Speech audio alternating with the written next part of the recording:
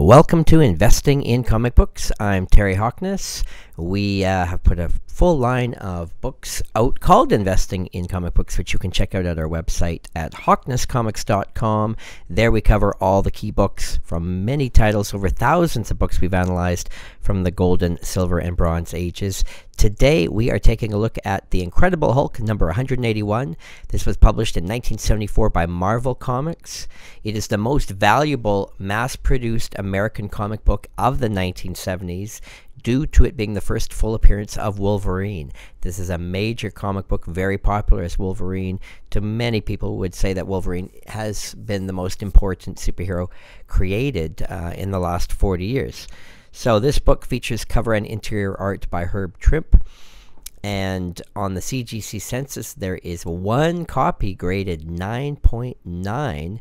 And in fact, there's, if you look at the current census I've got listed here, as of September 2012, 249 copies have been graded 9.6 or better, and almost 4,500 copies in total in all grades. And of course, that number is quickly going up continually. Heritage has sold 179 copies over the past decade, so they're selling roughly 15 copies a year, one a month, in various conditions. So this is a classic cover. This book is almost 40 years old. Let's look at the Overstreet Price guide and make some decisions about, is this a good book to invest in? We're looking at the pros and cons here today of this key book. Now you'll see that it's worth $1,725, graded near mint 9.2. And if we look over the past 7 years on our chart, you'll see it has had some slow but steady increases pretty well every year. Up $25 this year. In 2010, it had a big gain, $200. That was the big year due to the crash in the American economy that actually all Marvel key comic books went way up in value. And we saw a $200 jump in that book where it had actually stalled the year before.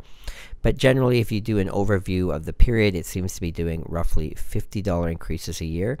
So that's for a 9.2. If we look at the 9.0, you'll see there was actually a market correction because the 9.2s aren't moving up quite quick enough.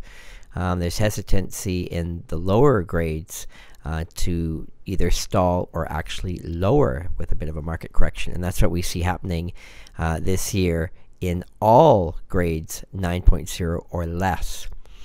So is it going to stay this way? Is it going to keep dropping? No, it's not.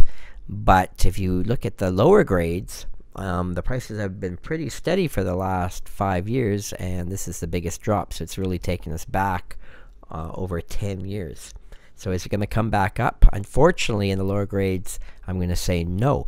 If this is a market correction, and unless the 9.2 starts to move quicker, you're going to find that low to mid-grade copies are not going to move at all. So already I can tell you that based on that, with the number of copies out there in this book of low to mid-grade, that this is going to get a thumbs down for me for low grades. 8 and 9 point, of course, very popular books, but not hard to find. So let's look at the CGC Census and just see how common is this book. Well, of course, this being a mid-70s comic book by then, speculating, and people who were Marvel collectors who collected every issue, you know, everybody bought this comic. And of course, it's been popular ever since Wolverine became a member of the XMen. So it's been continually in demand. This is, as I mentioned, the most valuable Bronze Age comic that's had mass production, meaning that the print run, you know, was probably over 200,000 copies originally printed of this book.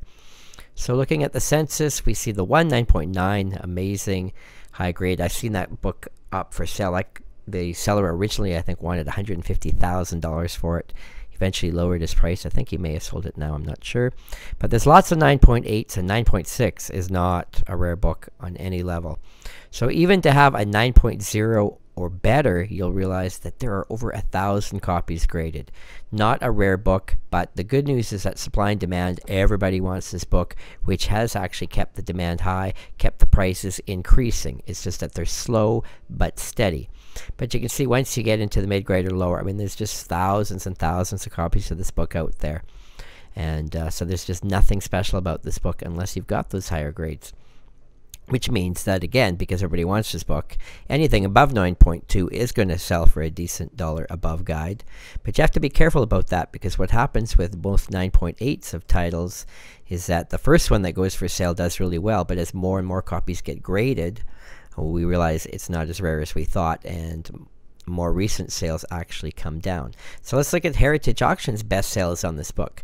And in fact, the top sale they ever made on this book was in 2009, when it sold for over $26,000. So at that time, that is bringing about 15 times guide. Impressive sale, which many Bronze Age books have done for those collectors who just want to have the best copy. In 2003, there was a copy that sold for $17,000. And of course, you'll see that Heritage already has sold a whole bunch of 9.8s. And of course, all way above guide. So 9.8s definitely bring above guide. They always will. But are they going up? That's the question. And chances are they are not. So keep that in mind. So, summing up, do I think this book's a good investment? It is the most demand, most valuable Marvel comic of the last 40 years. That says a lot in itself. We know the book is not rare in any condition until you actually get up to 9.8 or higher. So those are really the only books that really, if you want to say you own something unique, that would be the ones to have. In 8 or less, I do not recommend investing in this book. There just has not been enough movement. And even the 9 has had some resistance. It has had growth, though, normally. So the 9 would be probably okay. It's, of course, going to slowly start coming back up. The 9.2 or better, definitely. If you can get a deal on the book, be careful. Watch out what people have paid in the past so that you don't overpay for this book, because as more copies come into the census, the book is less rare than before, and people are not going to pay the higher prices. The only way they're going to is if the overall market drives all prices up and the near mint 9.2s move up. I don't see that happening because the book has been pretty steady now for decades. Still a great book to own, and if you're an X-Men or Wolverine collector, this is the book to have. So if you'd like to learn about any other Hulk books or any other key comic books from the Gold, Silver, or Bronze Ages, check out our series of books called Investing in Comic Books. We have covered thousands of comic books with this type of analysis, and you can learn a lot from this, and it really is to help you make a good decision if you are investing. You work hard for your money, and you don't want to waste it on a bad decision. You also need to keep in mind, are you buying this book for a quick flip or for long term? Long term always is a better choice for older, valuable comics. But, you know, everybody's in a different situation if you're investing. So keep those things in mind. If you'd like to see me cover any specific book in this video series, please contact me at hawknes@hotmail.com, and I'll be happy to do that for you. You can also order special books, special requests. So check us out at hawknescomics.com.